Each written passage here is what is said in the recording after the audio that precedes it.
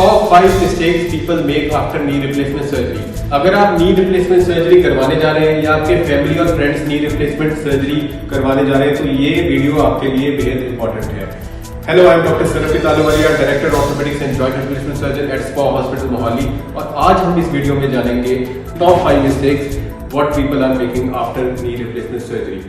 Firstly, not doing physiotherapy और not having enough physiotherapy. अगर आप फिजियोथेरेपी बिल्कुल नहीं करवा रहे हैं या बहुत कम करवा रहे हैं तो आप बहुत बड़ी गलती कर रहे हैं। Early physiotherapy is a keystone to the full recovery of knee replacement surgery. अगर फिजियोथेरेपी आप नहीं करवाते तो आपको कॉम्प्लिकेशंस जैसे कि स्टिफनेस का सामना करना पड़ सकता है, और अर्ली फिजियोथेरेपी से आपकी रेंज ऑफ मोशन इंप्रूव होती है। ना केवल आपकी रेंज ऑफ मोशन इंप्रूव होती है बल्कि रिस्क लाइक क्लॉट फॉर्मेशन भी कम हो जाता है। तो आपको चाहिए कि एक डॉक्टर सुपरवाइज फिजियोथेरेपिस्ट से फिजियोथेरेपी करवाएं ताकि आपको प्रॉपर रिजल्ट मिल सके। Second common mistake is over doing physiotherapy. अगर आप बहुत ज्यादा एक्सरसाइज कर रहे हैं, अपनी नी को बिल्कुल रेस्ट ही नहीं दे रहे, तो ये भी काउंटर प्रोडक्टिव हो सकता है। सर्जरी के बाद कुछ हीलिंग टाइम होता है टिश्यूज का, तो टिश्यूज को थोड़ा रेस्ट भी चाहिए होता है। तो आपको चाहिए कि एक प्रॉपर स्ट्रक्चर्ड वे में फिजियोथेरेपी करवाएं ताकि आपको फिजियोथेरेपी का फायदा भी पहुंचे और आपके टिश्यूज को रेस्ट भी मिले ताकि प्रॉपर हीलिंग हो सके। इससे आपकी वुंड कॉम्प्लिकेशन के रिस्क भी कम हो जाते हैं, जैसे वुंड ब्रेकडाउन या जख्म का खुलना, और इससे स्वेलिंग भी कंट्रोल रहती है। तो आपको एक ऐसे सेंटर पे फिजियोथेरेपी या सर्जरी करवानी चाहिए जहाँ पे सर्जन गाइडेड फिजियोथेरेपी हो, जो जहाँ पे एक प्रॉपर कोलैबोरेशन हो, एक तालमेल हो सर्जन और फिजियोथेरेपी का, ताकि आपको इसका पूरा फायदा पहुंच सके। Thirdly, ignoring your symptoms like pain and swelling.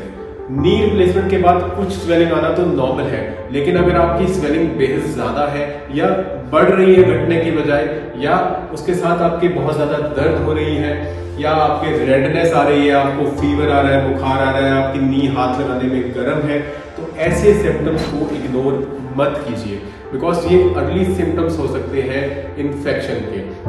अगर आप ऐसे सिम्टम्स को इग्नोर करते हैं तो आपको बेहद प्रॉब्लम हो सकती है, क्योंकि अगर आपका इन्फेक्शन है और वो बढ़ जाए तो बाद में आपको रिवीजन सर्जरी करनी पड़ती है जो कि 1 या 2 स्टेज होती है। तो इसलिए early detection is very important. अगर आपके ऐसे कोई भी सिम्टम्स आते हैं तो अपने सर्जन को बिल्कुल जरूरी आपको अर्जेंट बेसिस पे दिखाना चाहिए।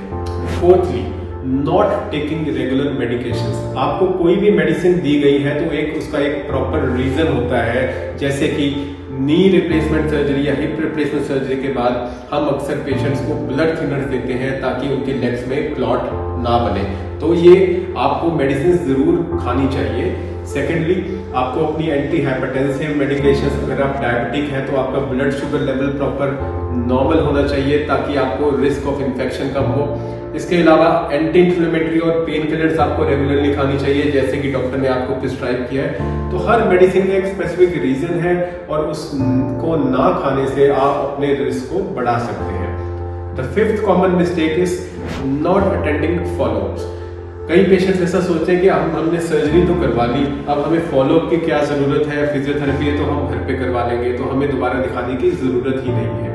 ये बिल्कुल गलत है, बिकॉज हर फॉलोअप की एक अलग इंपॉर्टेंस होती है। जैसे हम पेशेंट को डिस्चार्ज के बाद 14 डेज पे देखते हैं, उनका वुंड चेक करते हैं, अगर उनके स्टिचेस लगे हैं तो स्टिचेस रिमूव करते हैं, तो ये फॉलोअप्स बेहद जरूरी होते हैं। उसके बाद हम जनरली पेशेंट्स को 6 वीक्स पे देखते हैं और फिर आफ्टर कपल ऑफ मंथ्स देखते हैं। तो हर फॉलोअप पे सर्जन आपकी रिकवरी और प्रोग्रेस मॉनिटर करते हैं। इन फॉलोअप्स में ये भी एडवांटेज होता है कि अगर आपके कोई वार्निंग साइंस है, जैसे आपकी स्वेलिंग बढ़ रही है या आपको कोई अर्ली इन्फेक्शन के साइंस है, वो टाइमली पता लग सके और उसका राइट टाइम पे ट्रीटमेंट स्टार्ट किया जा सके। अगर आपकी मान लो स्टिफनेस हो रही है, नी प्रॉपर मोबिलाइज नहीं हो रही, आपकी मूवमेंट्स जो कि एक्सपेक्टेड है कि 2 हफ्ते में कितनी होनी चाहिए उससे कम आ रही है, इन साइंस को भी सर्जन अगर मॉनिटर करें तो आपको गाइड कर सकते हैं ताकि आपकी अगली रिकवरी ठीक तरीके से हो सके। इसके अलावा जो आगे के फॉलोअप्स होते हैं वो भी बहुत ज़्यादा इंपॉर्टेंट है। तो आपको चाहिए आपके सर्जन ने जो भी आपको फॉलोअप एडवाइस दी है और रेगुलर फॉलोअप्स का शेड्यूल दिया है, आप उसको फॉलो करें ताकि आपके रिस्क मिनिमाइज किए जा सके और आप अपनी सर्जरी का पूरा फायदा उठा सकें। ऐसी और इन्फॉर्मेटिव वीडियोस के लिए आप हमारे चैनल को सब्सक्राइब भी कर सकते हैं। अगर आपके कोई क्वेश्चंस या कमेंट्स हैं नी रिप्लेसमेंट या नी आर्थराइटिस को लेके, तो आप नीचे दिए हुए कमेंट सेक्शन पे एक अपना कमेंट टाइप कर सकते हैं और हम पूरी कोशिश करेंगे आपके क्वेश्चंस को आंसर करने की। Thank you.